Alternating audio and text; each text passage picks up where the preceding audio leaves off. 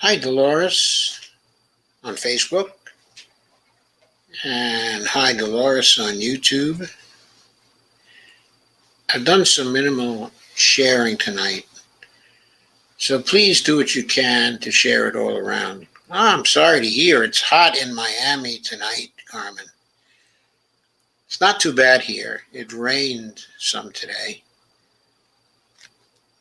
and yesterday was positively comfortable. Today wasn't too bad, though. That's for sure. Okay, if you can share for a little, I'll wait a little to see if some others will not join us tonight.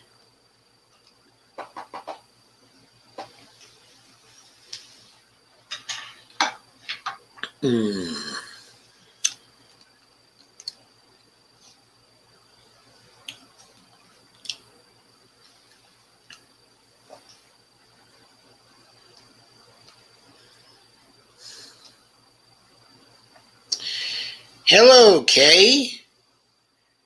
I'm very glad to see you. Please share as much as you can. I haven't had much chance to share yet. So I was running a bit late and trying to find out what the best way was to set this up. So let me introduce you. Last night, after we got through, I posted a tweet storm I've been working on for some time of 12 tweets to which 30 slides were attached. So this is a very lengthy criticism of a piece by Birion Sandal, which was published at the Real Progressives site. Okay, and Birion had been harassing with some others, the Red Berets and the whole Washington people for some time. And his post had been backing up basically some of the views of the progressives. Now, I quickly wrote a rebuttal to his article. I must have finished it actually roughly August 6th or August 7th. But the people I'm working with didn't want me to share it around. So we were using it basically piece by piece, but to reply to their tweets. But there was never the publication of a comprehensive critique, okay, of Birion's critique of state-level efforts to get to single-payer healthcare. So what this was about was to answer his critiques from the standpoint of the Red Berets and whole Washington. That was the aim. So now I'm going to share with you the tweet storm.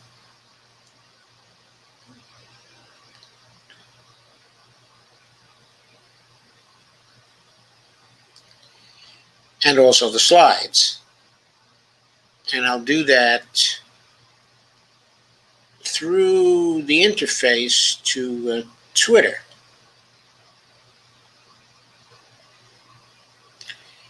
I'm actually showing the wrong tweet here now.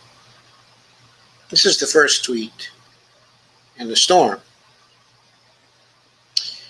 It says, this tweet is a lengthy reply to Birion Sandal's title of his piece, okay, was Medicare for All, Not for Some. Okay, a critique of efforts working for universal healthcare programs at the state level, including single-payer programs. S-P is a single payer. And there's a link to Birion's post. I always try to do things fairly, so of course I give you the link to Birion's post so you can read it and compare it but to what I'm about to say.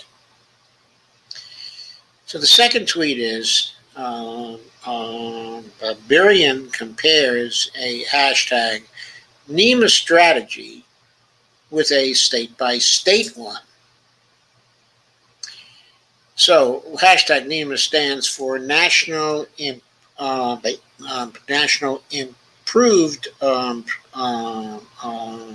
Medicare for All. That's the acronym for it, NIMA, okay, or NIMA. That's been the acronym since the last version of HR 676 was introduced by John Conyers Jr. in, I believe, 2017. Since then, it was viewed as the gold standard for Medicare for All bills, and it was given the name of NIMA by the Physicians for a National Healthcare Program.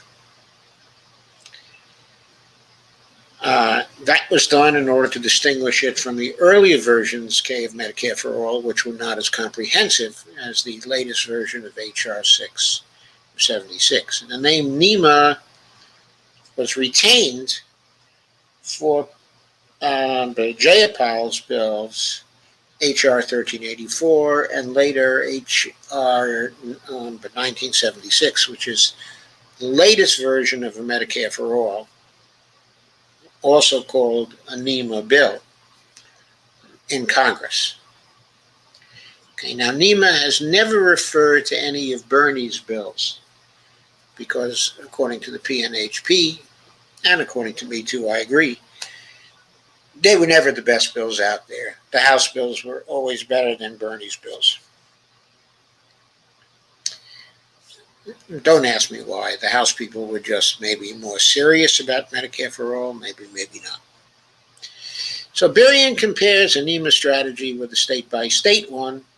However, Red Berets / whole Washington strategy is, quote, fight on all fronts, which I abbreviate as FOAF, capital F, capital O, capital A, capital F. It is a strategy pressuring for NIMA and also supporting state-level single payer. So his critique doesn't on its face apply to FOAF because he was just talking about state-by-state strategies to get to Medicare for All. This is not a state-by-state strategy, and you'll see why in just a few minutes. Anyway, you see the title of the slides here, Fighting on All Fronts for NIMA. And then the second slide attached to this tweet, number 2 in the tweet storm, is called Comparing a hashtag NIMA strategy with a state-based one. In his Medicare for All, Not for Some, Barian Sandal, and I give the link to his article again, compares a NIMA strategy with a state-by-state one. But the Red Berets WW strategy is fight on all fronts. It is a strategy pressuring for NIMA and also supporting state-level single payer. So his critique doesn't on its face apply to FOAF. And the difference isn't trivial. The FOAF strategy is national, multi-state, and multi-level, with feedback effects within and across the levels. It multiplies possibilities for influence and success in getting closer to NIMA, hashtag NIMA, and sees the federal funding available to states under current law. One of the things that Barian seemed to assume was that somehow a state-based strategy didn't draw on federal funding. But there are ways in which one can draw on federal funding, and the whole Washington program was designed in that way. In other words, the basic thrust of Barian's critique and the real progressives critique, the RP critique, is the idea that states pursuing single payer will be totally relying on state-level funding. primarily taxes. So they put up that straw man, and then they knock down that straw man by pointing out, well, states are not currency issuers. They can't afford to do that. They just can't afford to take care of the whole freight. Well, the truth is, they won't have to. So let's go to the third of the tweets.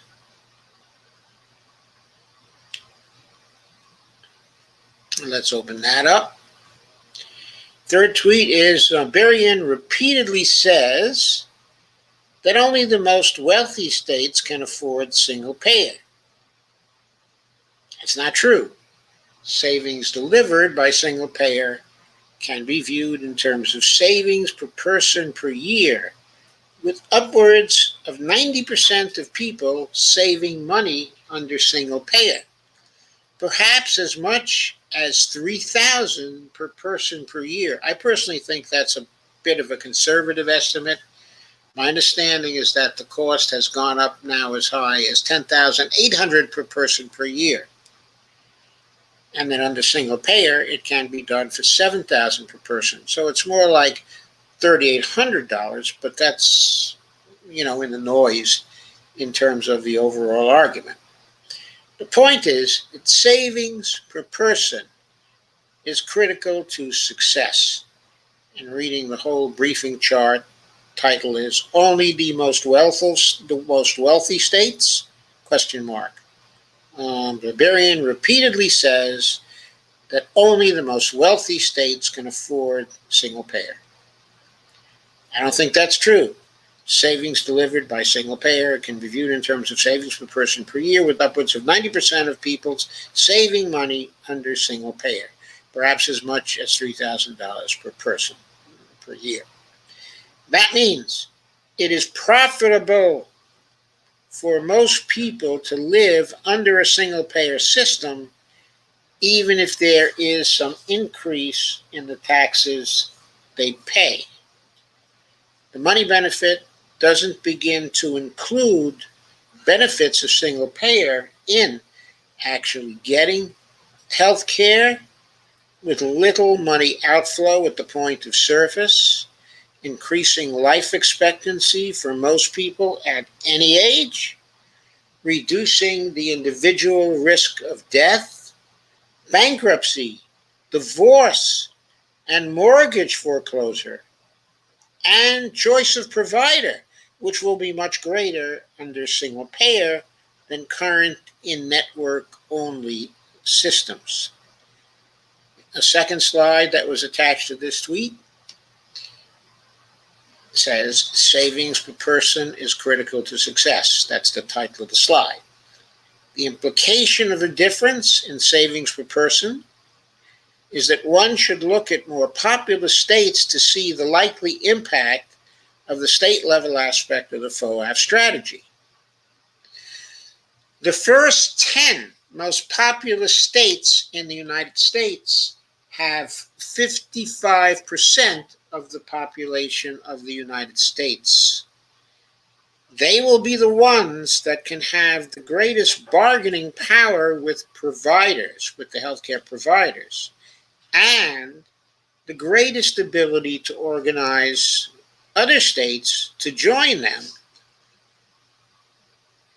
to present common regional plans to Health and Human Services when seeking waivers to get pass-throughs of federal money to help underwrite the costs of their plan. Thus, NIMA is capable of organizing a number of states to present a regional plan to Health and Human Services.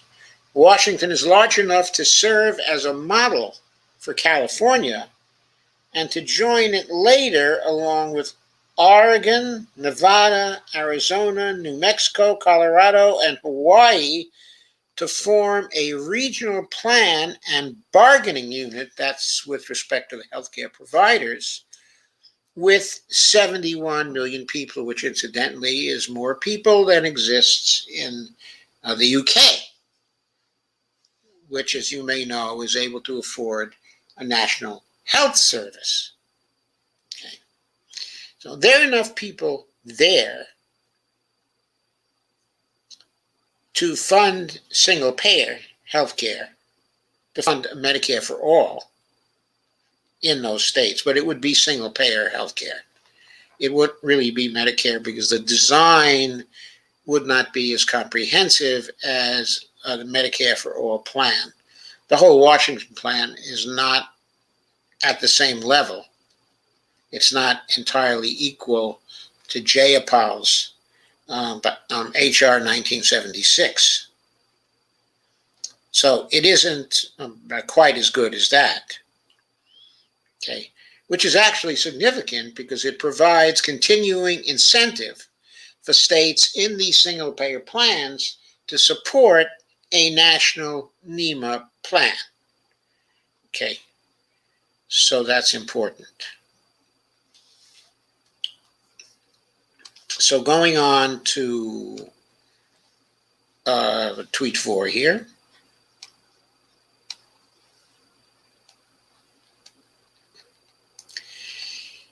Tweet 4 says, says a regional aggregation approach to state-based single-payer programs can generate momentum towards NIMA in successful states and pressure towards NIMA and actually create a pressure toward NIMA in the have-not states. So I bring up this slide now that goes with tweet 4. Also, New York can play that role in the Northeast. That is the California role, consolidating Maine, Vermont, New Hampshire, Massachusetts, Connecticut, Rhode Island, New Jersey, Pennsylvania, Delaware, Maryland, Virginia, and even West Virginia into a comparable grouping to the West Coast grouping. Comparable how? Comparable in terms of population. I think the combination of all these states, okay, in the Northeast is actually a couple of million more than the aggregation of the West Coast states. One comment on this, I included Vermont. Some of you may know that Vermont was about to implement the single-payer program and then did not actually try. This is often spoken of as a failure of single-payer. I'll go into later why it wasn't, but the basic point is that here, or the question is, can Vermont really join in with the other states? Yes, I think Vermont will easily be able to, and that this and future governors of Vermont will be enthusiastic to take Vermont into a single-payer plan because that's what the people of Vermont want. Also, it should be noted, because of the greater bargaining power of this particular aggregation of states, a single-payer program would be cheaper for Vermont than it was in the past because of the bargaining power of the aggregation with the providers.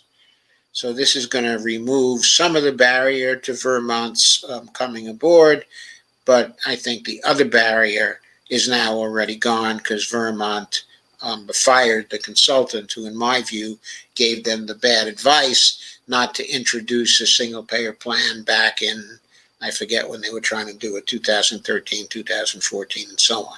But anyway, in the north central area, Illinois can play the organizing role for an aggregate, including Minnesota, Iowa, Wisconsin, but also Michigan. Now, the two states that will be most friendly to the aggregation here, the three states, will be Illinois, Minnesota, and Michigan. Wisconsin, and Iowa will be less friendly, but when I think when they start seeing the results in the other states, they will quickly join.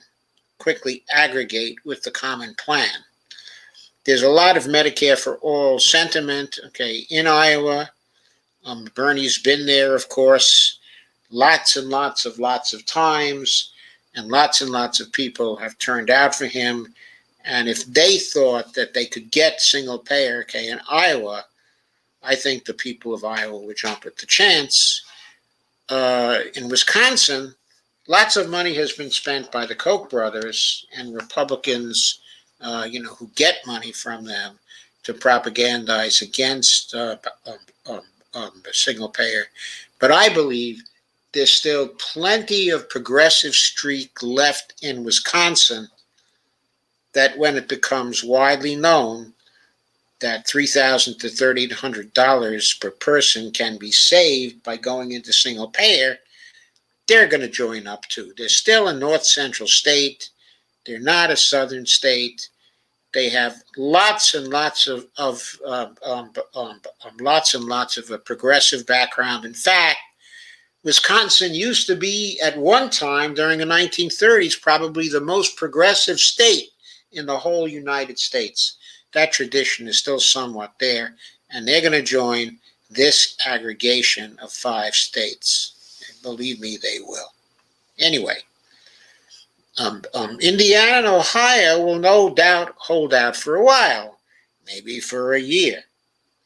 But by this time, the success of the regional plans in the Pacific Coast states, in the eastern states, and in the north central states is just going to demonstrate to them that single payer is much better than what they have now, and they'll join with the other aggregation by just essentially ripping off the plan, going to HHS and saying, hey, we want the same deal.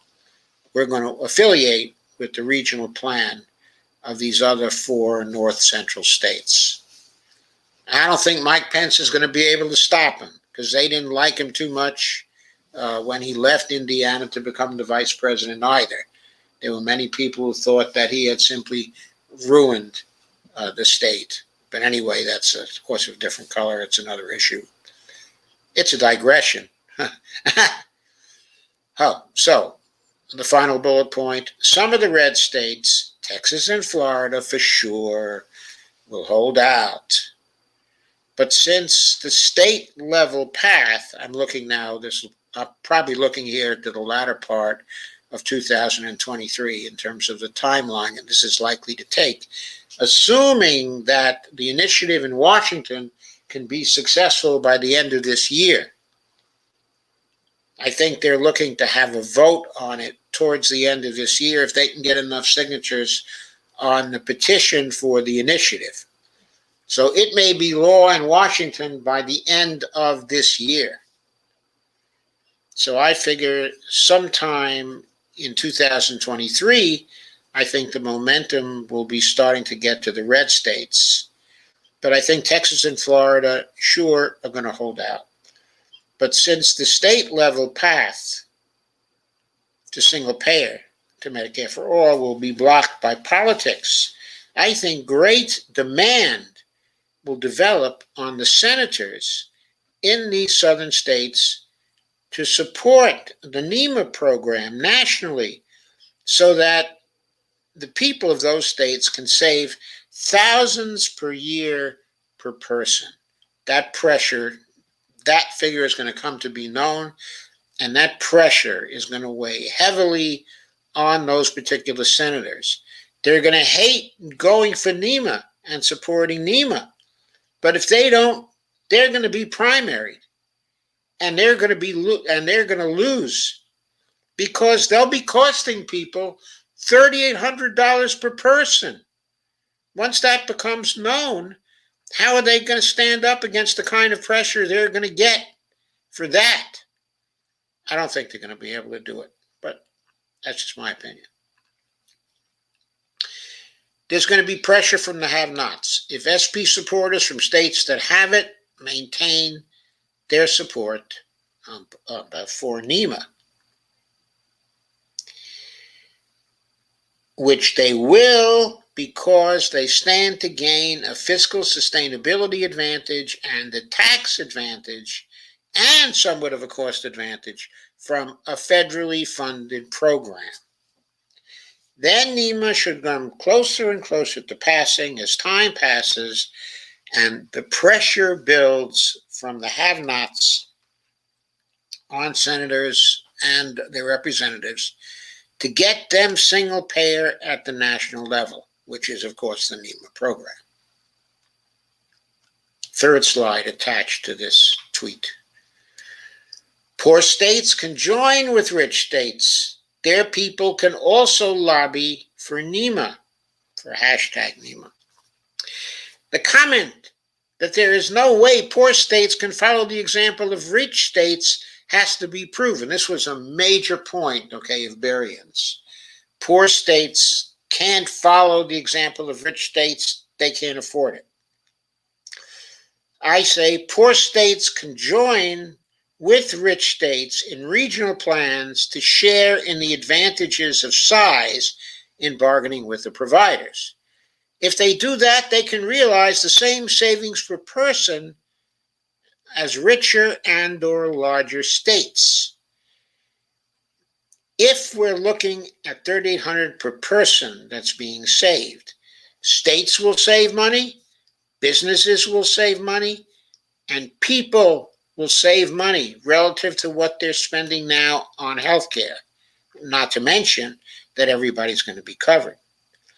Contrasting Washington, New York, and Colorado, as Berrien did, with Alabama, South Carolina, Montana, and Idaho, is not persuasive, since the first four have 72 million people, and the last four only have 13 million people. If that pattern were to hold for the rest of the country, states that can't afford it would have populations vastly outnumbering the states that could not by about 6-1.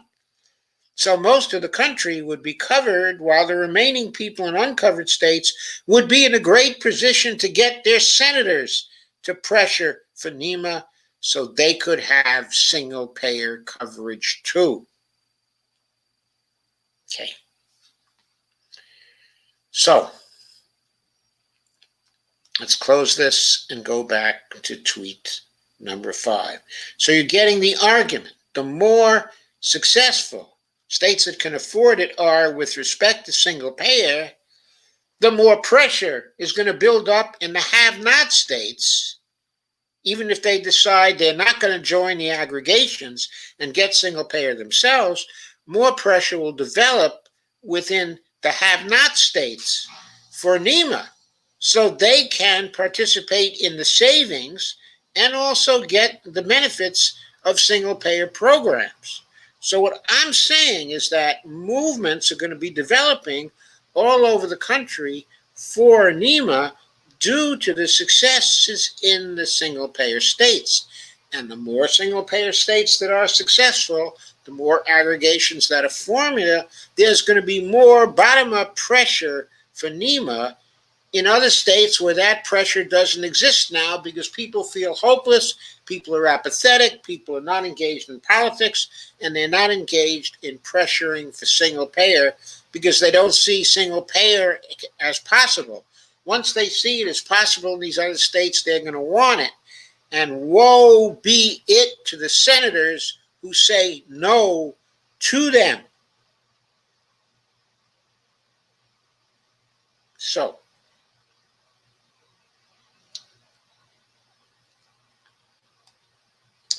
going on to tweet 5. What about a race to the bottom? RTTB? Question mark. What about a race to the bottom? No, I'm sorry, I say. But what about a race to the top? Oh, I made a mistake there. I should have said RTTT. Unfortunately, the way, I really screwed this up. Sorry, folks. I screwed this up. Damn it. I would go back and replace that tweet, but I I can't. It would sort of ruin the whole thread. But anyway, okay, it's correct in my slides. Okay, the race to the bottom, I abbreviate RTTB. The race to the top, I abbreviate as RTTT. Here, I mistyped, and I meant to say RTTP. RTTT. God. In my view, there will be a race to the top, an RTTT, if state-level single-payer gets started in Washington, because business, Washington, the state of Washington, and people will all save money compared to the present system. And then I say, race to the bottom critics, those who criticize the fighting on all fronts idea, the FOAF strategy. Those critics need to be specific. They need to be specific. They're not specific yet. Not specific enough to dismiss the idea that there will be a race to the top and not a race to the bottom. So let's go through the slides.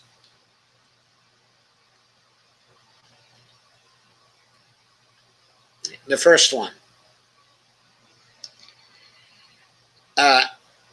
Title of it is Race to the Bottom, RTTB versus Race to the Top, RTTT. You see, I got it right there.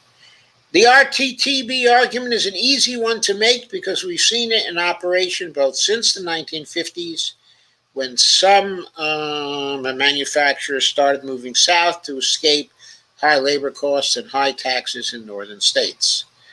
On the other hand, there are reasons why populations of states like New York, Illinois, Michigan, Minnesota, Massachusetts, Pennsylvania, Texas, Florida, California, Oregon, Washington, Georgia, North Carolina, Arizona, and Nevada have grown faster than neighboring states have at various times in their history.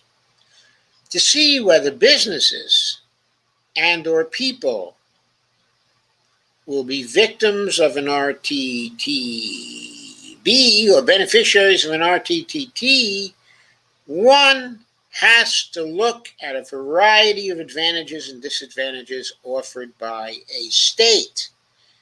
People criticizing a state-level strategy often look at higher taxes for businesses and conclude that businesses will flee a state with higher taxes. But surely that depends on whether the program causing the taxes saves more money than the taxes the people have to pay. If the people save money in that trade-off, they can have a little higher taxes if their savings on health care are that much more. That's this argument, basically. Georgia Davenport, who's the operations director of Whole Washington, points out Birian, quote, claims employers will free from higher taxes when the amount they will pay under the Whole Washington Health Trust is WWHT is significantly less than what most employers pay currently. Many employers pay over 15% of payroll to healthcare. The Whole Washington Health Trust is 8.5%, with the first $15,000 in profit, first $15,000 in payroll exempted.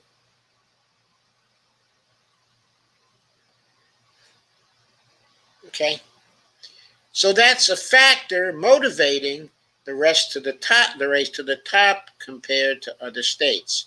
Okay, in another place, in one of Jerry Friedman's papers, he pointed out that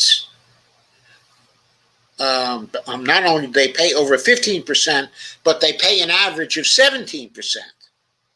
So it's not just over 15%, it's 17% versus the payment of 8.5% to WWHT. So in other words, under the present system, they're paying twice as much as they'll be paying under the Whole Washington Health Trust. So that's a factor motivating the race to the top compared to other states. Critics also note that people may flock to Washington due to single payer, increasing the social services burden in Washington and other states that adopt it, that adopt single payer. However, increases in population can also mean increases in consumer demand and labor supply factors that can increase the attractiveness of a state and contribute to a race to the top. Do I really believe that? Yes, I really believe it. I believe people are an asset to a state. They don't have to be a social services burden. If there's a tight labor market in Washington, as there well might be now, tight labor markets are developing in all states, then it could be an asset to get more people coming to Washington because it has a single payer program. By the way, it may also be the case that states like Montana, okay, and Idaho, which are fairly close to Washington, maybe that's where the people will be coming from. So that those states which have far too little population would be losing even more population to Washington, which is not something they're going to want to see. So they just might see if there might not be some way they could get into a single payer plan once they see the migrations, once they see the race to the top. My next slide says the race to the bottom, question mark. Critics say that single payer states may lose medical personnel to surrounding states that pay higher fees to providers. I say that could be a problem, but it could also be that more and better medical professionals would be attracted to a state that through single payer reduced the paperwork burden on professionals, increasing the time they have to actually practice medicine, which is why most of them went into the healthcare industry in the first place. Just a footnote on this. It's generally recognized now that surveys are showing that a majority of healthcare professionals, certainly nurses and assistants, people like that, but doctors too, support a Medicare for All program. They support single payer. They want out of the paperwork. They want out of the zoo of dealing with the insurance companies and having treatments denied for their patients. They don't like the present system anymore. This isn't 1947 when the doctors were so involved with the AMA and when the AMA was representing them. The AMA doesn't really represent them anymore. It's not 1947. It's 2021. The majority of medical professionals favor single payer. That's what they're going to be getting with the kind of program that Washington people are seeking to implement.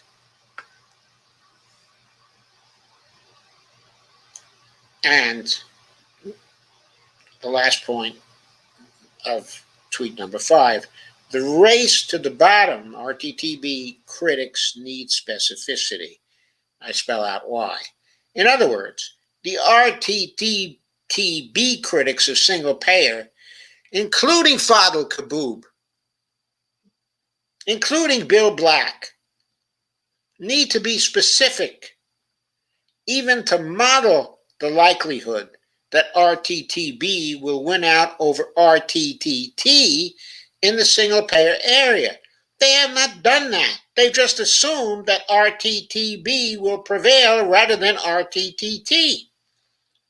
And even if they do in the future model various factors, we have to remember that simulation models are only as good as the assumptions that go into them. We'll get back to that in a few minutes. So if we see arguments based on models, we must always demand to see and then carefully evaluate the assumptions that have gone into those models. And by the way, the structure of the simulation models as well. I know not many people can do that, but there are people who can, such as myself.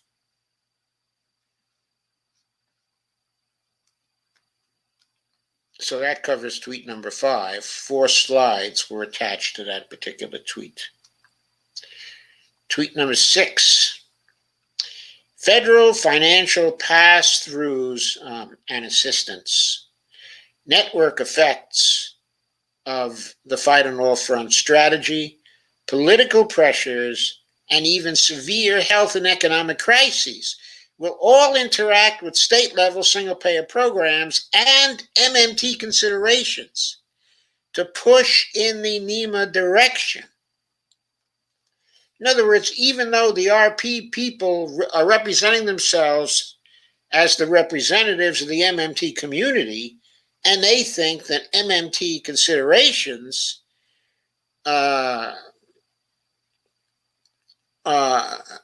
are excluding state-level single-payer programs, I think that state-level single-payer programs and the MMT lens can combine together to push in the NIMA direction. Why do I think that? That's elucidated in these 4 slides. So let's go to the slides. In federal systems, MMT is very important in analyzing the relations of states to federal governments. Washington shouldn't be isolated from the federal government in one's thinking, in one's considerations. It gets support from the federal government right now and also has constraints from it. All of these and the potential for new supports and constraints are relevant. For example, Washington can start a state public bank. This is a move which can enhance fiscal sustainability. Washington can also get federal pass-throughs by applying for waivers under the ACA or by registering as an insurance intermediary. What's an insurance intermediary? It's like these companies that are offering you Medicare Advantage plans. They're functioning as insurance intermediaries. The law is written in such a way that the whole Washington Health Trust can become an insurance intermediary. Think of it not as a Medicare Advantage plan because it doesn't have just to do with Medicare. They can serve as an insurance intermediary for all types of care, not simply for Medicare, to apply to all ages. And they can ask for pass-throughs of federal funds under the law.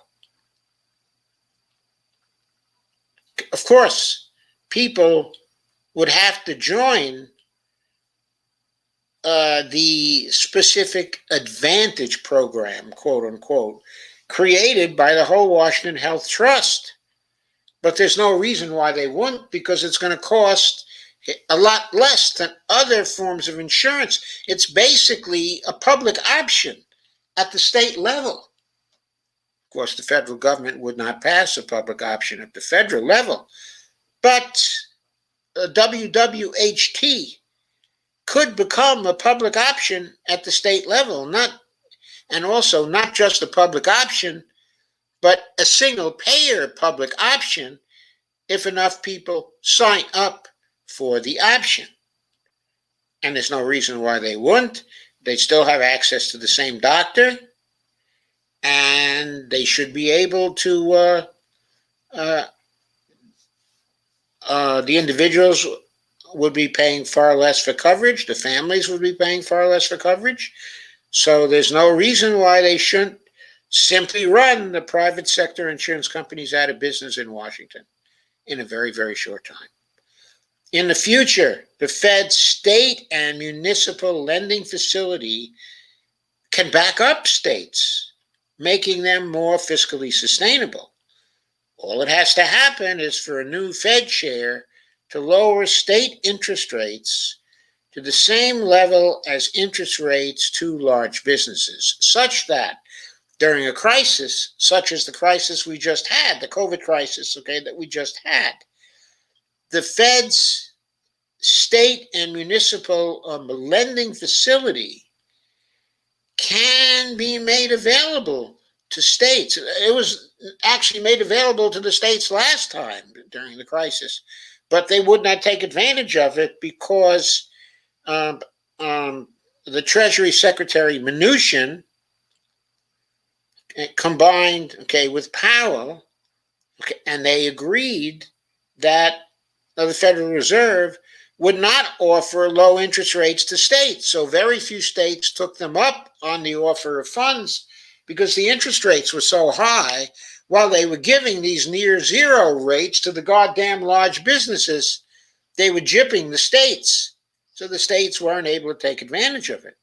So I say here, all that has to happen is for a new Fed chair to lower state interest rates to the same level as interest rates to large businesses. I suspect Janet Yellen would do that in the Biden administration if there was another crisis. I think he would want to bail out the states that way. That would make them more fiscally sustainable. That's an argument for increasing fiscal sustainability of states. Jerome Powell's successor could do that if Treasury wanted it done. I think Yellen is going to want it done. And there are the networking effects of the fight on all front strategy. Networking effects of the fight on all front strategy are not considered by Berrien. He doesn't take them seriously, even with Canada right in front of him, which is a bit of an example of networking effects. I think actually a less good example than the movement that would be developed by the FOAF strategy. But I'll get to some of this in just a little while. If Washington starts and is quickly joined by Oregon and California, then the 55 million people saving money under single payer will constitute a powerful model that other blue states and regions will envy. People will be constantly asking both their national reps and state reps to give them what West Coast Americans enjoy. 88% of Democratic primary voters want hashtag M4A now. If they see and hear about single payers saving lives and money on the West Coast, the intensity of that desire for Medicare for all will increase, not only among the working class, but among most of the middle class too.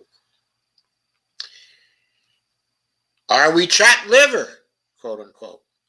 When Nancy Pelosi's own state has single payer, she will find it harder and harder to say no to people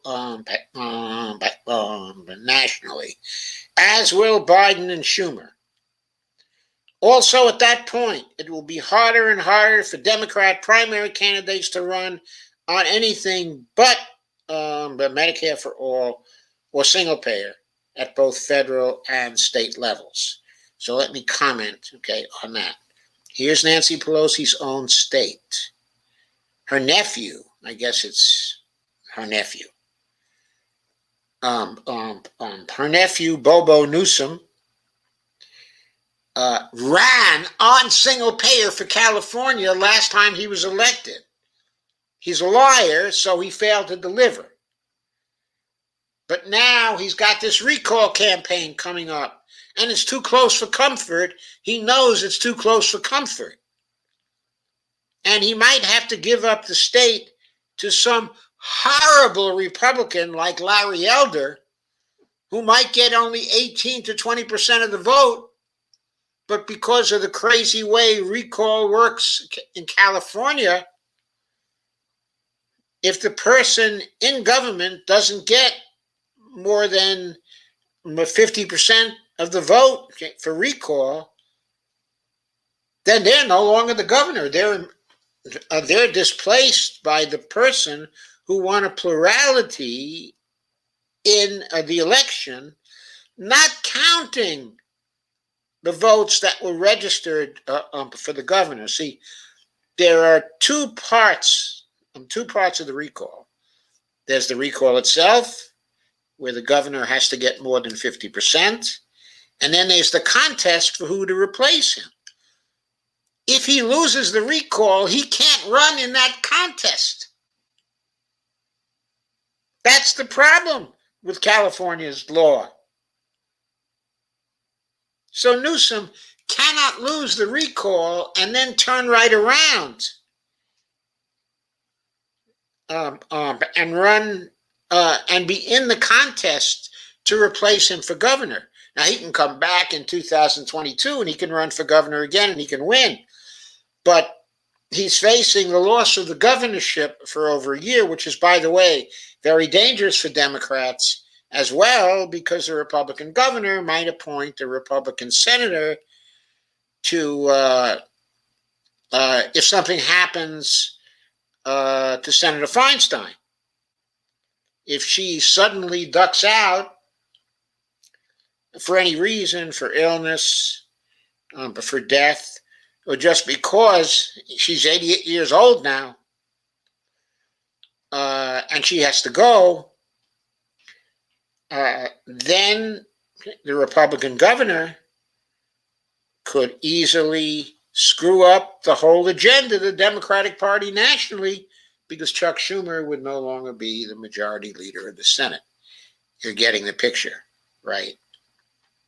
So this is very dangerous. So how can Newsom ensure that there's a little more space between he and the recall? I mean, right now he's ahead by 47 to 45, but he's got to get over 50%. If he doesn't get over 50%, he doesn't win. So he needs, to be comfortable, he needs another 8 points, right? How's he going to get the other 8 points?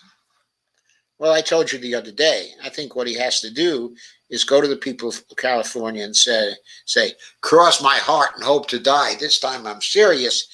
We're going to pass California single-payer plan. If you let me continue, I'm going to whip that legislature into shape, and I'm going to get that California plan passed. And maybe that can get him the extra 8% he needs to stay in. People are pretty angry at him out there, though, both for how he handled COVID and also for how he handled the fires. He doesn't seem to have a lot of ability as a governor, I don't think. Could be because he's more concerned about his stock market profits or his real estate profits or whatever else he's invested in.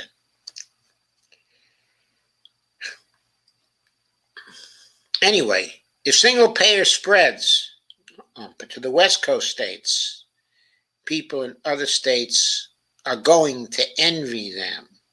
And when the opponents to single payer bring up the negatives, people will just feel anger and say, quote, it is working there. Why can't you make it work here? Are we chopped the liver? Unquote. I can just see the ads now. Are we chopped liver? So there are networking effects between the federal and state levels. Networking effects among the states and networking effects among people to take account of. And while all this is going on, there's a movement that's going to be pushing this. It will be a movement for NIMA nationally and a movement for single payer in the various states. That's the movement being formulated now by Red Berets and whole Washington. And that movement is going to be spreading across the whole country, giving life to the progressive movement. Why does the progressive movement need life? Because Bernie left the progressive movement in disarray when he gave up to Biden and got almost nothing in concessions from Biden. He might have thought that was smart politics, but he killed the movement. He abandoned the movement. The movement has to wake again. In large measure, the progressive movement was a movement for Medicare for all and a movement for Green New Deal.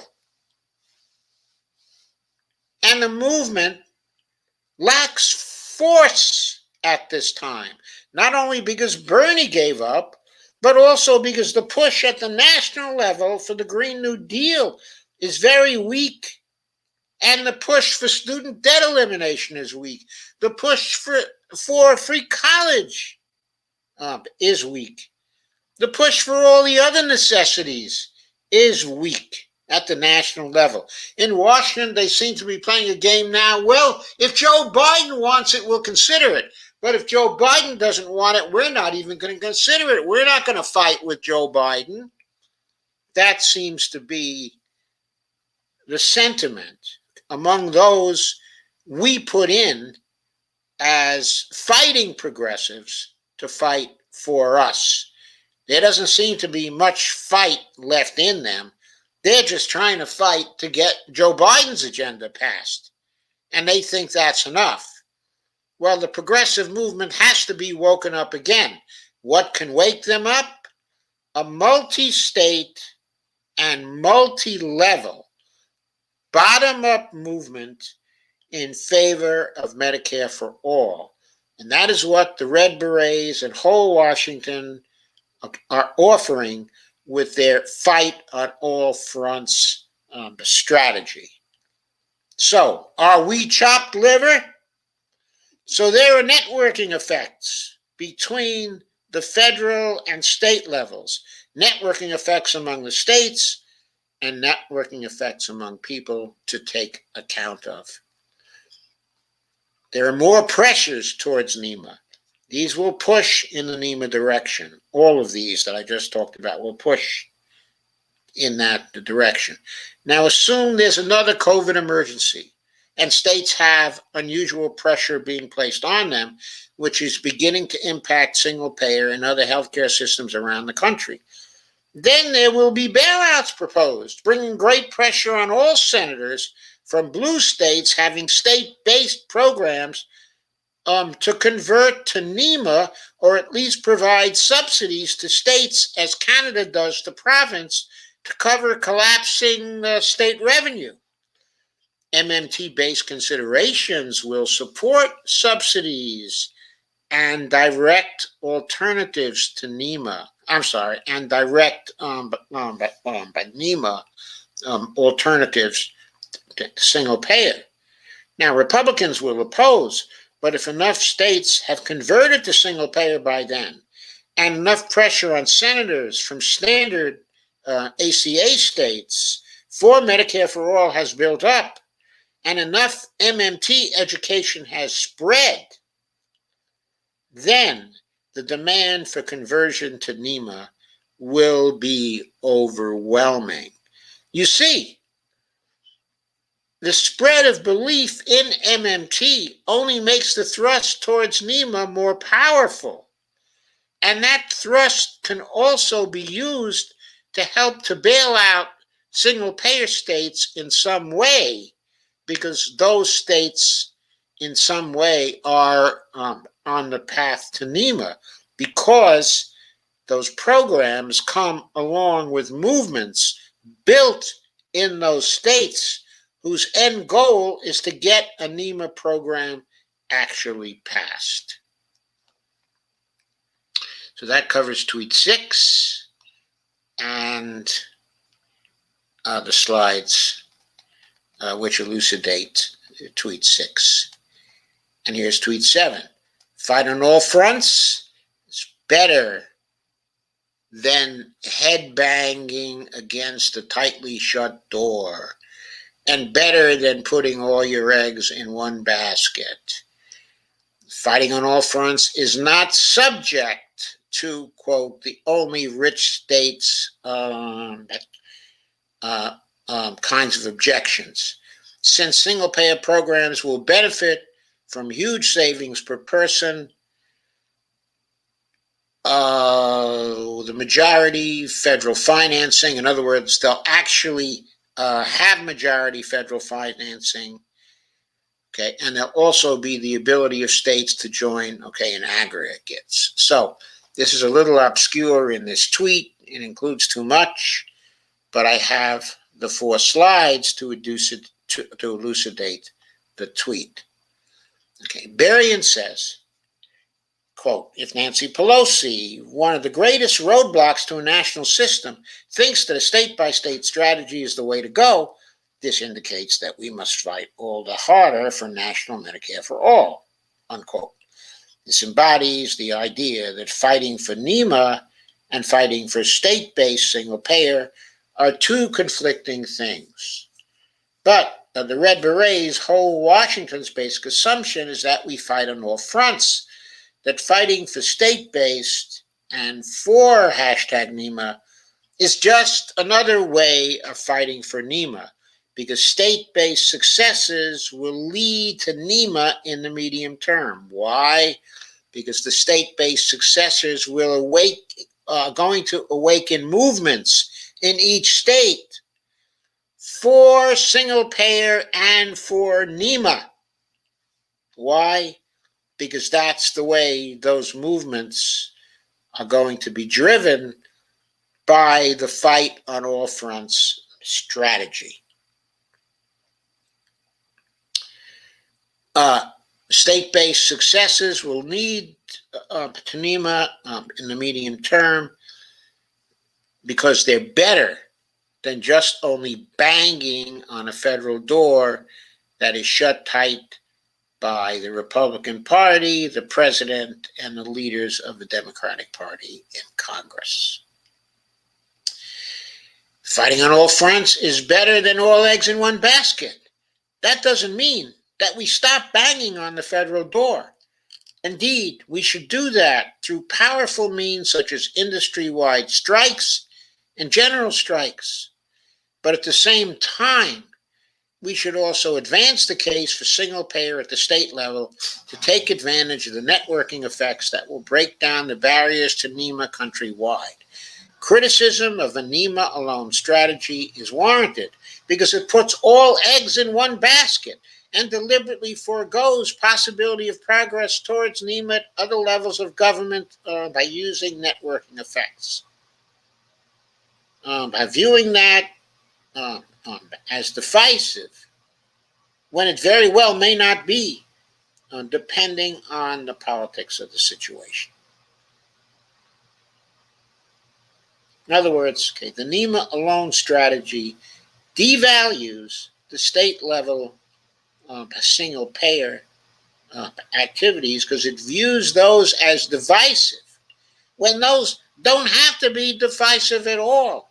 They can be framed as a stepping stone to the national movement for Medicare for all.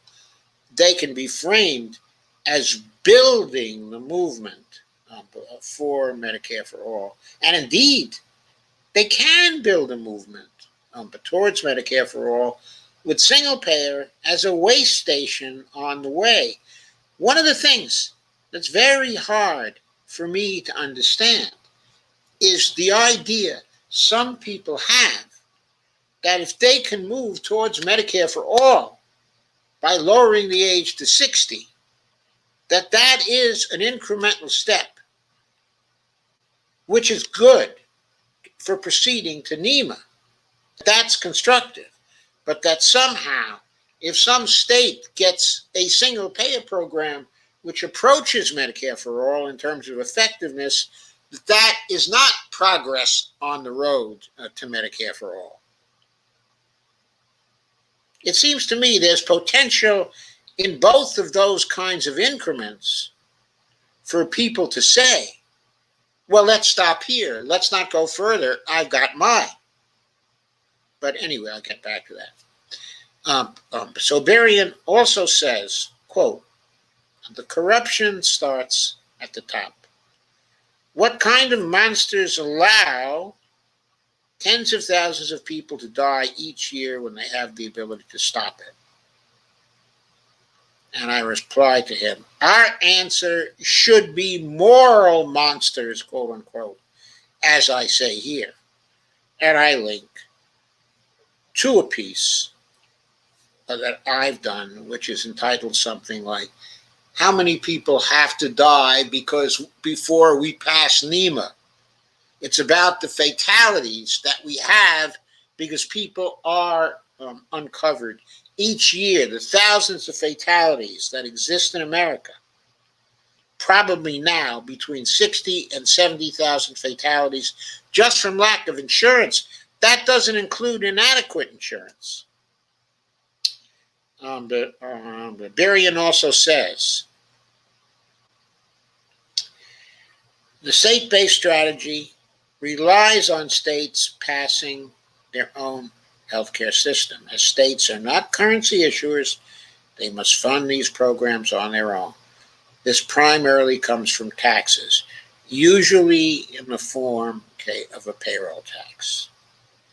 So the idea, in Berian's mind, seems to be that if, let's say, the state of Washington has, just for example, let's just say that in 2021, the projection from what Washington is going to spend on healthcare in the present system, in other words, the people of Washington, the state of Washington, the businesses in Washington all together are going to spend, let's say, $100 billion.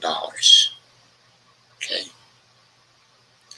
That $100 billion is going to have to be funded by payroll taxes.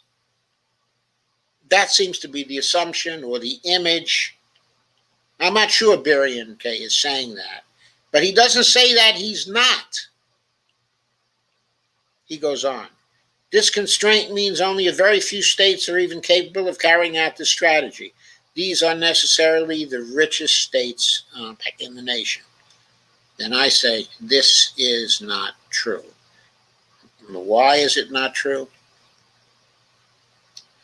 So let's say that we're talking about a situation where a state, like Washington, as I said, has projected $100 billion, in healthcare, or something like that. How could they possibly fund such an amount? The answer is they don't have to. Why not? Because more than 30 billion will be saved by moving to single payer. Not only that, the federal pass-throughs will amount to more than 50% of the remaining amount. Now, the updated Washington study for 2021 isn't finished yet. It isn't out yet. But it is likely that study will show that no more than $30 billion out of the $100 billion has to be funded by Washington.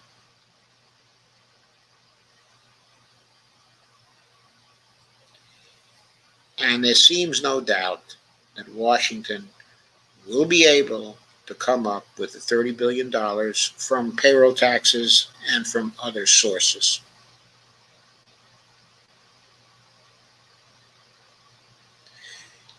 So, what I'm saying is that the majority of the remaining, let's say, $70 billion to fund would come from the federal government under existing programs. Payroll taxes would be an important source of funding, but the majority of necessary funding would come from waivers under the Affordable Care Act. Of course, provided waivers were approved by Health and Human Services. But after all, you can make the appeal to Health and Human Services under the ACA and in the framework of the ACA, pointing out that Biden wants a strengthened Affordable Care Act. and that if these waivers are approved, a stronger program will be approved for Washington in the approved way under the Affordable Care Act. So why would Biden be opposed? Now, there are reasons, of course, why Biden would be opposed, but he's got to argue with his Secretary of Health and Human Services, who's going to go to him and is going to say, look, you campaigned on a strengthened Affordable Care Act. Well, it's going to be greatly strengthened if we approve programs like this.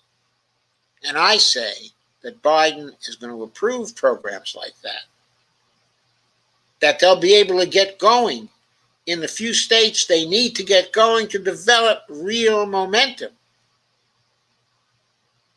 That as long as Xavier Becerra is his Secretary of Health and Human Services, he's going to argue strongly for the waivers to get them through. But even if they are delayed or not approved, whole Washington can access federal funds for Medicare, Medicaid, and S-CHIP, among other programs, through constituting the whole Washington Trust as an insurance intermediary under the Affordable Care Act and earlier health care acts.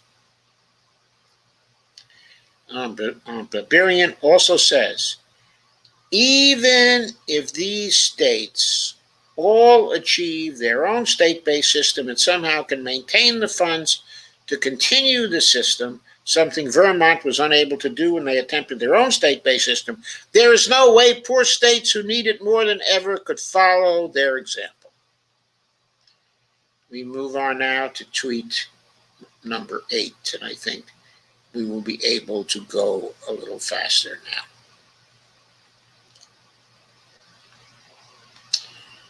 So, tweet number 8. The Vermont case was not about the failure of an SP program. It was about the failure of a governor to try such a program due to a consultant's likely bad advice and a governor's willingness to take it. Of course, the governor of Vermont at that time was Peter Shumlin, and the consultant involved was Jonathan Gruber. We'll get to who Jonathan Gruber was in just a moment. This chart I've gone over already. It made the point that the majority of funding would be federal. That is, in the example of $70 billion that would be spent in a state, tapping the federal sources could provide $40 billion, maybe more, of that $70 billion amount. I'll know how much when the updated study comes out. But it looks like it's going to be very, very favorable in terms of Washington raising the funds through standard sources. Doesn't look like there's going to be a problem. So, keeping that in mind, Vermont failed because it didn't even try. If Washington, California, Colorado, and New York pass state-based systems, Alabama, South Carolina, Montana, Idaho, and the rest of the country is still going to be relying on a broken healthcare system. That's another quote, from Berrien. Vermont, however, that's me replying, was not unable to continue single payer. What happened was that it never tried it. After taking advice from Jonathan Gruber, who was he? He was the architect of the Affordable Care Act. He is from Massachusetts. He was from Harvard. He was one of the consultants on the Vermont study. He wasn't the only one. There was a consultant from Taiwan, too, who had a very successful single-payer program to talk about in their financial model. But what happened was that Gruber's financial model was used in order to predict that single-payer in Vermont would not be able to withstand economic shocks. Governor Shumlin, in other words, got scared off by Gruber's findings and failed to try the single-payer plan.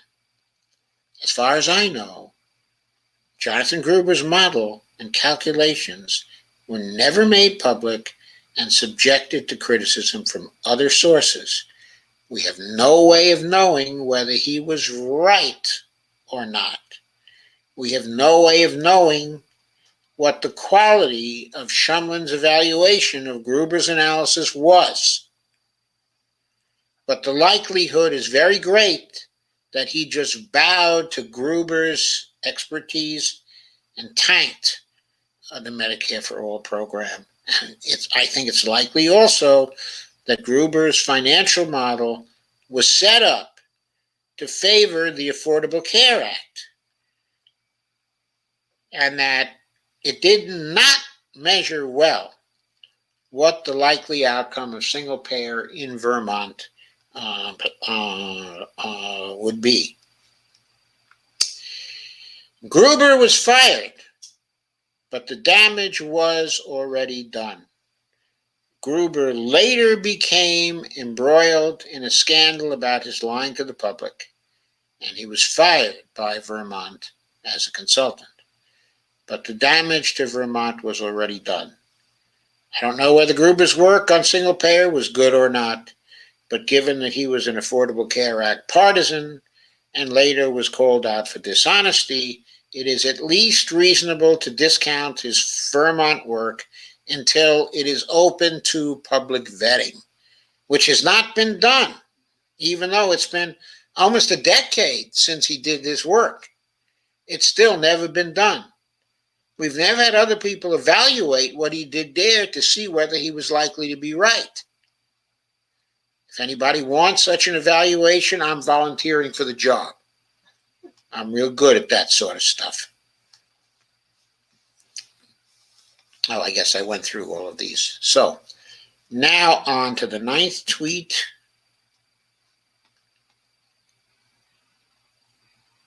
So Barian asked questions about the single payer proposal in Washington. I answered them in the attached slides. He offered a lot of questions. Quote, will people from these other states be forced to move to states offering a state-based system? What happens then? Will employers flee from states because of higher taxes required to fund their healthcare systems? What happens during a recession when tax revenues fall and states must make cuts? Will their healthcare be the first on the chopping block? Due to its inherent contradictions, the capitalist system consistently fails. Recessions are going to happen, even in the wealthier states that can afford a state-based system. As currency users, they will still need the funds to pay for their health care, and it will be difficult or impossible to come up with them during the crash years. Now, that is a Republican argument, if I've ever heard of one. But let's go further and see how I might respond to this Republican argument. Here are the answers. Yes, some people will want to move to single-payer states, pressuring non-single-payer states to lobby for NIMA or suffer loss of population and House seats. In other words, that's one way it could go. If they don't want to do single-payer in their states, they're going to get pressure from below for NIMA. And there's going to be pressure within the state because a lot of these states won't want to lose population. This choice will contribute to a race to the top rather than a race to the bottom. No, employers won't flee to other states to avoid higher taxes. The amount they gain from not having to pay for employee health care will greatly exceed the amount they pay in taxes. In recession, states will be squeezed, but blows can be cushioned by surpluses in trust funds. In trust funds collected in other years, and by increased federal aid during recessions, which is more and more likely to be provided as more and more states get single payer. If we have severe crashes like the recent COVID one, then it is more likely that federal aid will be forthcoming in great supply. forced by pressure people in various states will place on their senators and congresspersons. Whether it's a Republican in the White House or the Senate's controlled by the Republicans, okay, or not, if we get another crash like the recent COVID one, there's going to be overwhelming pressure on those senators to produce something that's going to bail the individuals out and bail the states out. People are going to be on the streets. And even those Republicans, okay, are going to respond. I'm sorry. I took this away. Going to the next slide. The whole Washington plan does not rely on funding from the corporations and the rich. Barbarian also says, quote, "We cannot rely on corporations and the rich to fund our system. These are the same people that oppose Medicare for all.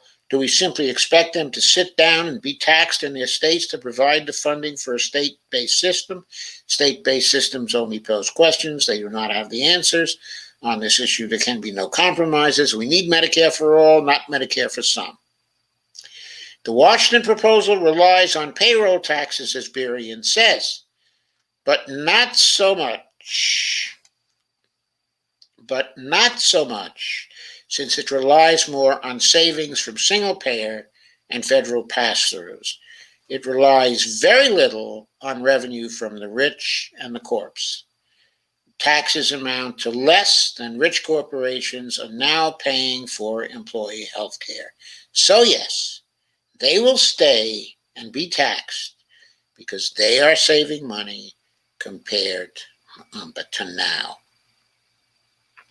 And the fourth slide in this batch. Whole Washington and Red Berets agree, quote, Medicare for all, not Medicare for some. A more race to the top, so there are answers to the questions. I've given them. But on the issue Medicare for all, not Medicare for some, Whole Washington and Red Berets agrees. Sorry.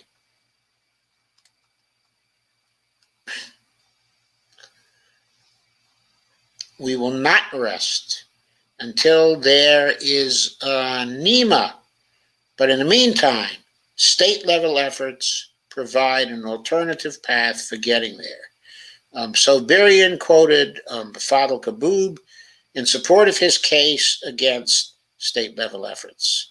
And he quotes, "So this way, once we understand the power of the federal government to do this, then we should look back at everything we've been doing, shifting all of these burdens and responsibilities on individuals who can't afford it and therefore end up in neglect, and states and municipalities who by definition don't have the resources and must race to the bottom to attract a little bit more business, either from fracking companies or pipeline companies or Amazon headquarters, okay, or whatever you can get."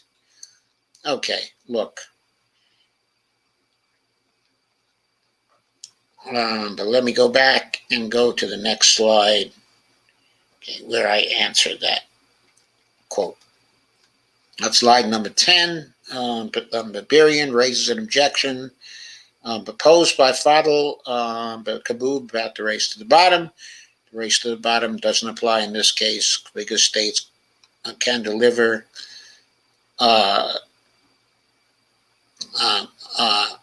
can both save money and also deliver greater benefits than the present system through single-payer programs. So, okay, the next slide. More race to the top. I re-quoted the earlier slide with Fadl's quote on it, because it applies to this tweet as well. So the new slide that was added is this: state-level single-payer saves money, and creates a race to the top. This is a generalized comment I entirely agree with. I'm here referring to Fadl's comment. But in specific cases where state-based single-payer will save people and businesses money and deliver health care to nearly everyone at much lower cost perhaps a race to the top is far more likely than a race to the bottom. States do not have the power to create dollars, but they do have the power to save them through single payer. So what am I saying here? Okay, I'm saying if single payer can save money for people, for businesses, and for states, then states cannot afford not to implement single payer. They cannot afford to avoid implementing single payer because single payer saves money. And to the extent their financial resources are scarce, to that very extent, they should be adopting single payer because that will give them greater fiscal sustainability. So Berrien says, quote, this conflict between Medicare for all and Medicare for some was starkly apparent in the Los Angeles March, where CalCare proponents took over the branding. The M for all, the logo takes a backseat to CalCare in this promotional material, unquote. Just for the record, this did not happen in the Seattle March, where hashtag NIMA was front and center for the Red Berets in whole Washington, as Berrien himself acknowledged in his article. He recognizes that. So it doesn't have to be like what happened in California.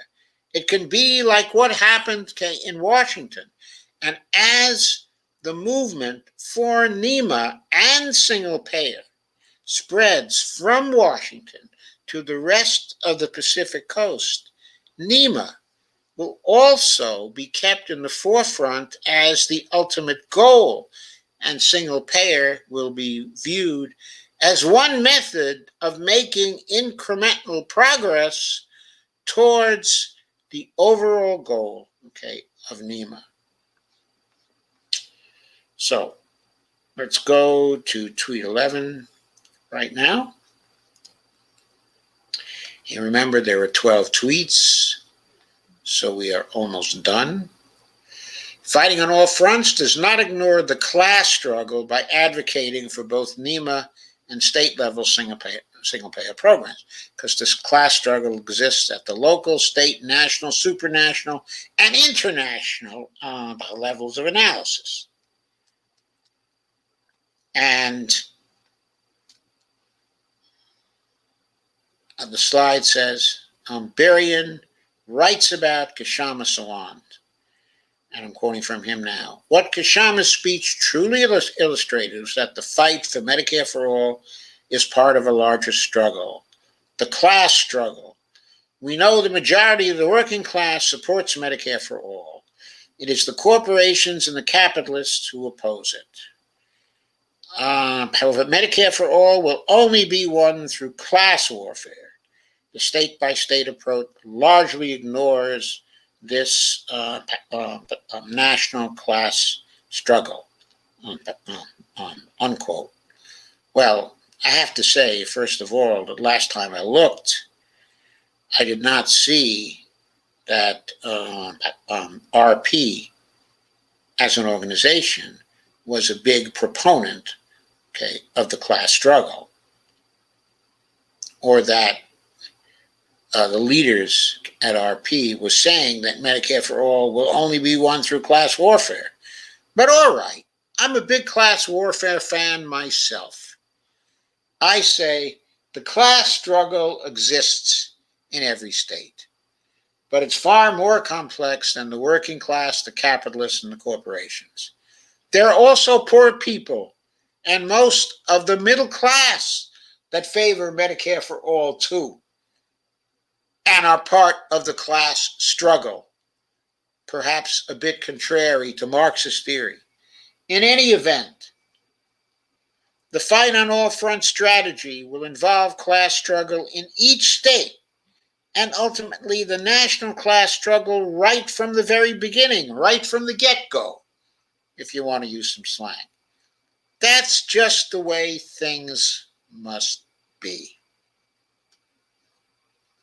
I don't know how he could even suggest that there wouldn't be a class struggle within states. Of course, there's a class struggle in every state. What kind of Marxist is it who says a class struggle doesn't exist in certain states? That's a crazy idea. And tweet number 12.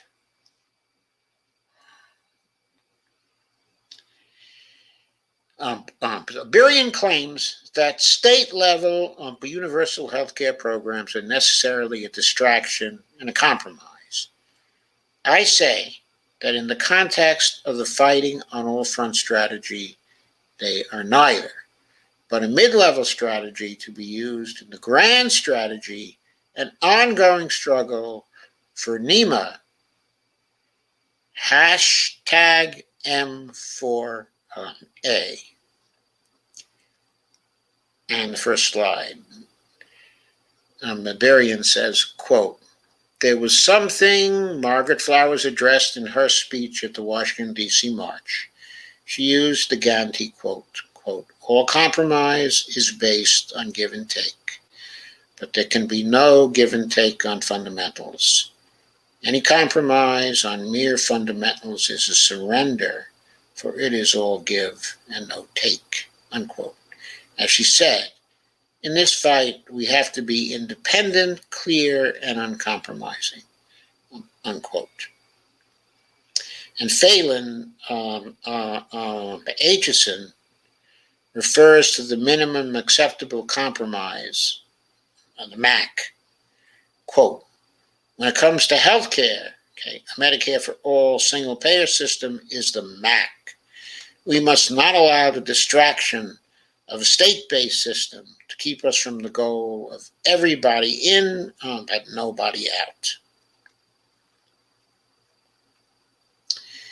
In reply to that, I say, state-level single-payer is not a distraction.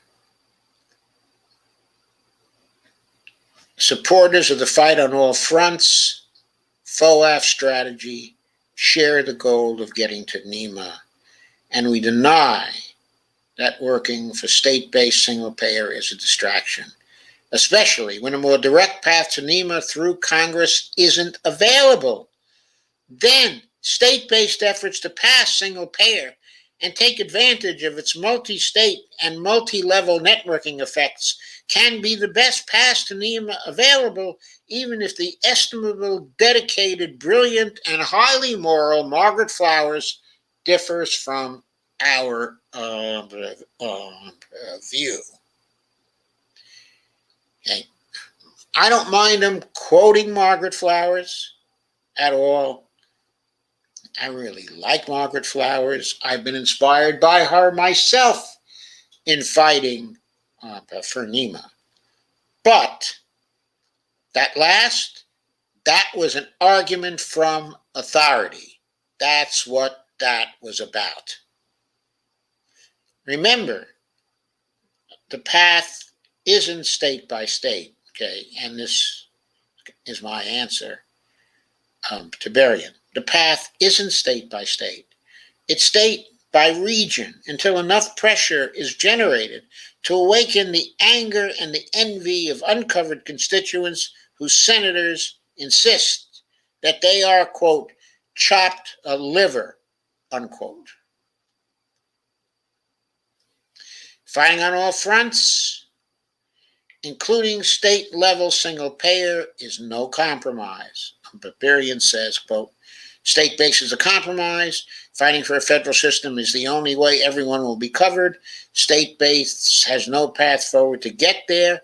As currency users, states must compete with each other for tax money. There are an extremely limited number of states which can afford a state-based healthcare system. When I march, he says, it is for Medicare for all, not for Medicare for the richest states. So, what did whole Washington and RB march for during the Medicare for All marches? Their people Some of their people were here in D.C., Washington, D.C. I saw them here in D.C. giving speeches. They were also in Seattle. In both places, they were marching for NIMA. They weren't marching. They weren't marching for single payer in Washington. Now they will march for single payer in Washington too. They will gather signatures for single payer in Washington too. They will push as hard as they can for single payer in Washington too. But they won't give up, exerting as much pressure as they can and marching as much as they can or taking other actions for NIMA nationally. So, yes, hashtag NIMA is the only way everyone will be covered. But state-level single payer, coupled with continued pressure for NIMA, isn't a compromise. It's a way to get there and to build a movement. There is a path to get there. I sketched it out in much earlier comments in this critique. It may not work, but to the extent it doesn't, this can actually strengthen the push towards NIMA if many other states have made single payer work. So that's it. That's my 12 tweet storm and my 30 attached slides. I hope you liked that presentation. Now I will move on to your comments.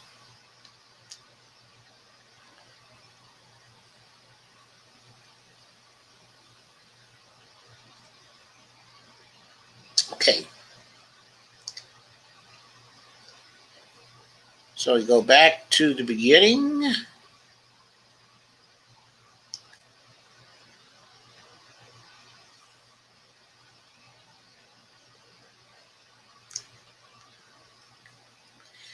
Lana says, hi, fellow fans. I set the reminder, but it didn't remind me. Anyway, here we are.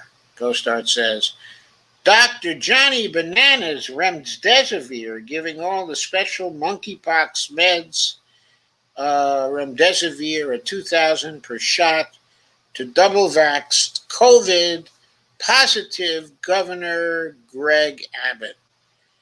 Well, I think Greg Abbott better start taking some ivermectin because I don't know if Remdesivir is as effective. Trump's former doctor, Johnny Bananas, giving all the special monkeypox meds, Remdesivir 2,000 per to double vax COVID positive Governor Greg Abbott. Ghost that says, oh, hi, everyone. I didn't recognize yous. Bonnie says, hi, everyone. And Dolores says, hi, Bonnie. And Ghost Start says, share did. Thank you, Ghost Start. And Bonnie says, hi, Dolores Pierce. Sandy Degg says, hello, Sandy. Kay says, hi, Sandy Degg. Sandy says, hi, Kay. Sandy says, hi, Dolores and Bonnie. And Dolores says, hi, Sandy. Carmen says, my 3-year-old niece tries to use big words, and she'll say, can you be Pacific? Instead of, can you be specific? Laugh out loud, Hulk. You just reminded me of that. Now I miss her. Well, maybe it'll be Pacific and specific. How's that? Even when it said needs to be stressed that slightly higher taxes will be compensated by lower medical costs. Right, including lower taxes. Well, lower medical costs like the business costs for healthcare programs that businesses covered now. Kay says, glad to see you. Evelina Gostat says, Biden picks a Native American conservationist to run the National Park Service. Undoubtedly a recommendation of Deborah Haaland, the Secretary of the Interior. Ghostart says Charles F. Sams III. Sandy says hi, Evelina. Evelina says hi, Kay and Sandy. Lana says, do the state-based programs eliminate the insurance companies? Just checking. They do not eliminate, at least in Washington, they do not eliminate the insurance companies by law, but the insurance companies will in no way be able to compete with the whole Washington Health Trust. There's no way they're going to be able to compete. It is a public option strong enough that they won't be able to counter it. They cannot save people $3,800 per person and still survive. They would lose all their profits. Okay. And of course, they would collapse on the stock market if they lost all their profits. We always talk about the problem states have, okay, in being fiscally sustainable. Maybe we should talk about the problems insurance companies might have in being fiscally sustainable if they run up against the proper kind of governmental competition. Just saying. Okay, says close for Newsom now. Okay, says fingers crossed for Ohio's SPAN, single payer for all network. Yeah, are people pushing single payer for all network in Ohio. Wouldn't they get a boost if single payer was adopted in Washington? Evelina leaves an icon, which I cannot see from my interface. Carmen says, so basically it's a falling domino strategy among states. But NIMA slogan, but we didn't get NIMA, we didn't get single payer. Now we want NIMA all the more because these other states all have these savings and we don't. What kinds of representatives are you that we can't get these savings? Are we chopped liver? Yes. Okay, says, I just heard today that a great progressive candidate has thrown her hat into the open seat here. Hope she wins, but not holding my breath. You're talking Morgan Harper, aren't you? Morgan Harper will be a great Senate candidate, but that also means that most probably Nina Turner is not going to run in the primary.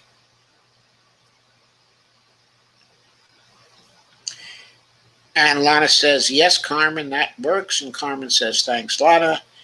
And Kay says, every time I get a Facebook notice for Tim Ryan for donations, and tell him to back Nina, and I will think about it. That's what you should say. You back NIMA, and don't lie, and I will think about it. Sandy Degg has an icon that, again, I can't see.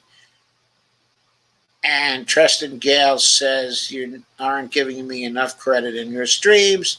I'm a great singer. You never talk about me ever. I think I've seen you before, Tristan Gale, but you had another name then. I think you were Chaos or something. Ghostart says, Michelle Bachman, if you've had COVID and get vaccinated, you'll get an immune disease. That is a quote from Ms. Bachman, the extremely intelligent, quote unquote, very early precursor of Marjorie Taylor Greene. Maybe not quite as crazy as Marjorie Taylor Greene, but pretty crazy. Cases getting kind of nervous about my own doctor's appointment on Friday afternoon. So paranoid of doctors after all I've seen and lived through. Please do not remind me of Minnesota Crazy Eyes, Michelle. Yeah, Michelle. Ghostart, boy, I haven't heard our name for a long time. Ghostart says, laugh out loud. Kay says, this doctor is older than me, so maybe he remembers the last doctor I could trust. But Dr. Blumenthal's moved back to Germany after this country went for profit sick care. Yeah. Comment says, does Harvard ever turn out anything else other than neoliberal swine? I don't know if they do anymore. All I see coming out of Harvard is neoliberal swine. I gotta say, I agree with you, Carmen. I mean, they're awful. Carmen says, NIMA is the underground railroad of the sick to Medicare for all freedom. Okay, says, if you are lower class, working poor, or low income senior in this country, you count for nothing. That's true. Lana said, I would like to ask for people who have Cadillac type benefits through a deceased spouse's union. In other words, the individual is no longer paying in. How does the state or Fed programs for Medicare for all affect them? I don't know. I can't say exactly. It depends on when the Cadillac type, of benefits. But how old, is the individual? Okay, if the individual is over 65, I suspect it's not going to affect them at all. If they're under 65,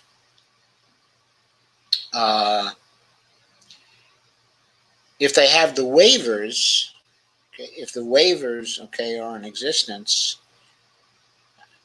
I don't know. I can't answer that particular question. Can't answer that particular question.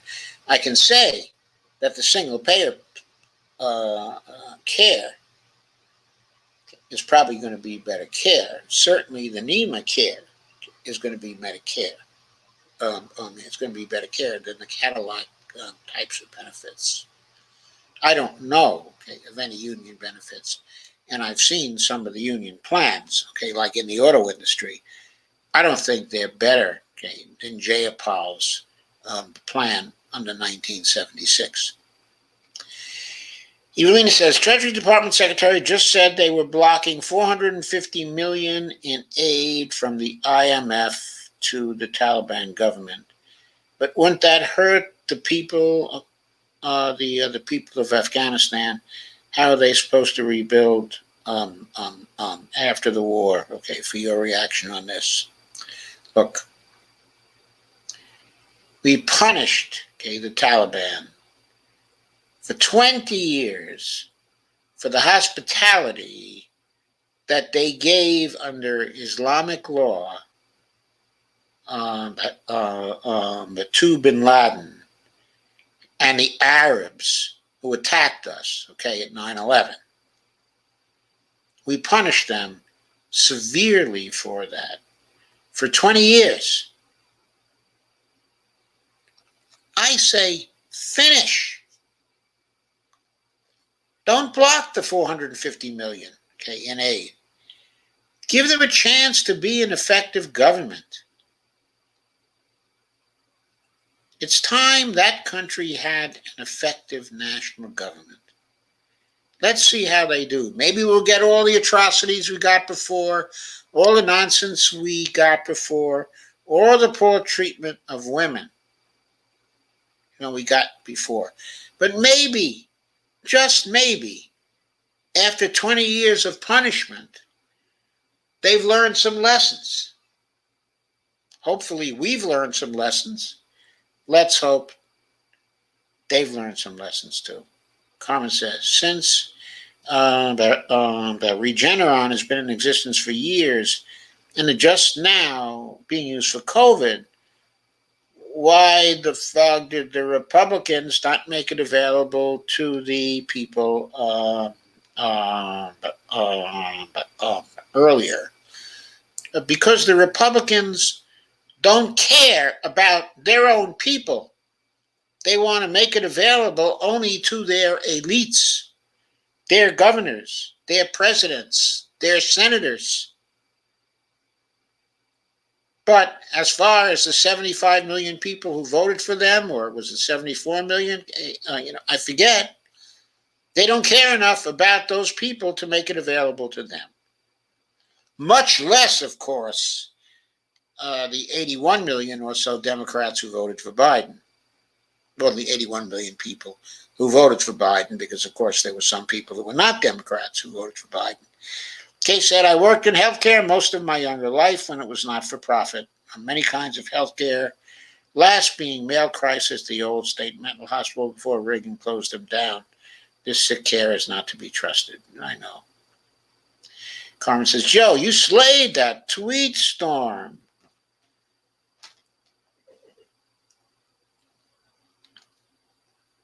But all the confused and objectors better have a seat and take notes. Stupid keyboard, all. And Taliban already beat a woman and child bloody. They're taking their punishment out on women and children. Okay, that might be true, but Carmen, I have to caution you. There are going to be a lot of atrocity stories that come out of Afghanistan that will not be true, because the people who wanted to fight, continue fighting the forever war there, lie through their teeth, make up stories continuously, and without concrete evidence, do not believe a goddamn thing they say, because they're experts at war propaganda, and they want to make sure,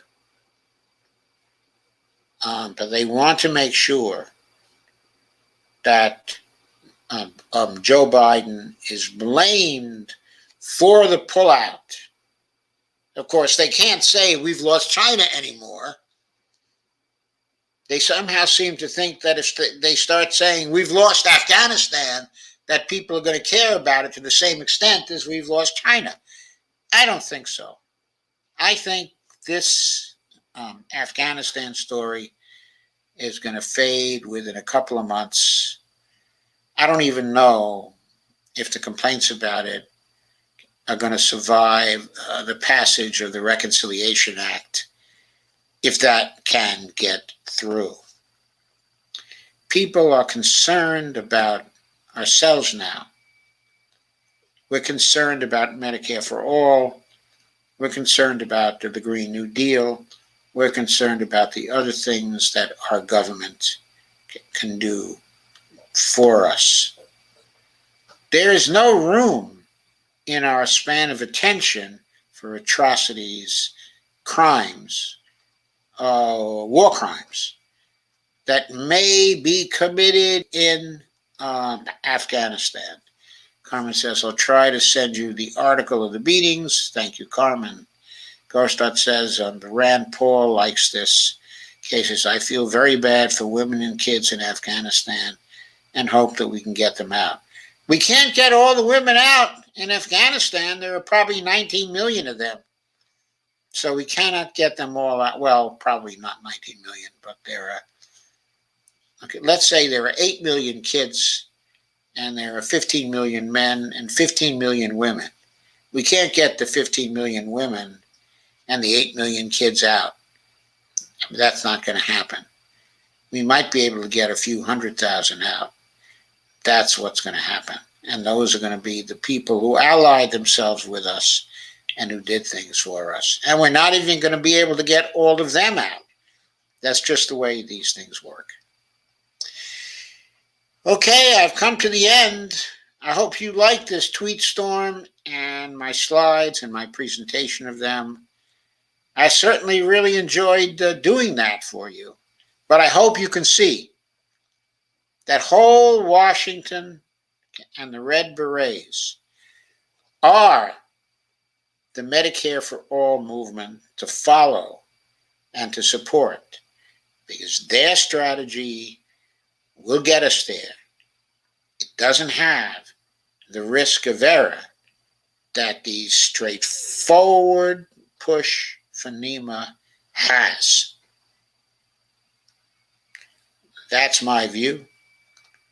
And until there's further evidence, I'm going to keep on talking about it. Kay says, thank you for another great discussion. I love you all. And we love you too, Kay. Good night to everybody. Have a wonderful night.